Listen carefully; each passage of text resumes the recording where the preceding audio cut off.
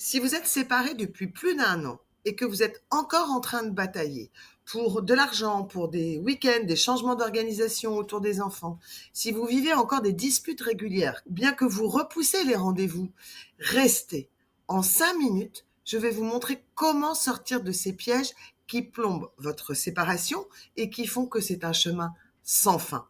Parce qu'aujourd'hui, on connaît les effets de la colère sur votre corps. Et cette colère qui revient en boucle et qui ne demande qu'une chose, c'est à être nourrie, à être entretenue.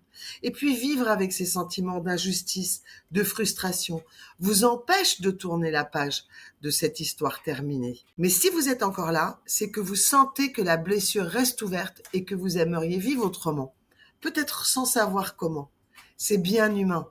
Faute de savoir qu'il existe d'autres chemins, on reste accroché à ces fils invisibles jusqu'à ce qu'on décide de bien vouloir les couper. Parce que certains d'entre vous se battent encore pour chaque minute de garde, pour une chaise Ikea, d'autres vidés, n'ouvrent plus leur courrier. Et ces deux extrêmes entretiennent la rancœur. Pendant que vous décortiquez chaque paragraphe, les mois défilent. Ou bien souvent j'entends encore que vous ne pouvez pas faire autrement parce qu'il y a les enfants. Et les enfants deviennent un canal de communication permanent. Mais c'est un prétexte de dire que c'est pour eux. D'ouvrir cette ligne directe de l'angoisse, des horaires changés, de l'absence de photos, de toujours rappeler à l'autre ce qu'il a à faire. La boucle ne se referme jamais et les enfants respirent votre tension. Et puis il reste l'argent. Et quand la colère se cache dans chaque euro, rien n'est assez, tout est trop. On ne parle plus de finances en fait. Vous réglez des comptes affectifs au travers des finances. En fait, au moindre signal de l'histoire passée, l'amygdale du cerveau déclenche de l'adrénaline.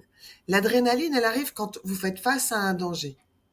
Et puis, la notification de votre téléphone vient soulager votre cerveau. C'est comme une petite bouffée de dopamine.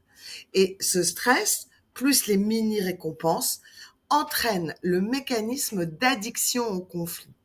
Tant que cette boucle excitée et soulagée tourne et présente, la guerre, qui est un phénomène que vous connaissez, est plus rassurante que la paix que vous ne connaissez pas, que la paix qui vous amène vers des relations qui sont complètement inconnues. Si la rupture n'est pas digérée, une partie de vous continue sans le vouloir à chercher réparation en temps, en argent, en attention.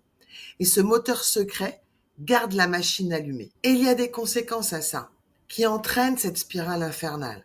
Des fatigues chroniques, des immunités en berne parfois, et puis des situations professionnelles inconfortables, des promotions reportées. Souvent aussi l'incapacité de faire marcher un nouveau couple. Tant que les fils restent noués autour de cette histoire terminée, le passé vient complètement siphonner le présent et l'avenir.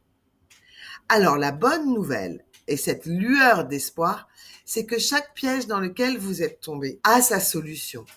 Et je détaille le plan pas à pas dans l'article que j'ai écrit, que je vous mets en lien ci-dessous. Et si vous voulez sortir de cette situation chaotique, envoyez-moi en message privé sortir du chaos et voyons si le programme de 3 semaines vous conviendra pour pouvoir passer à une prochaine étape.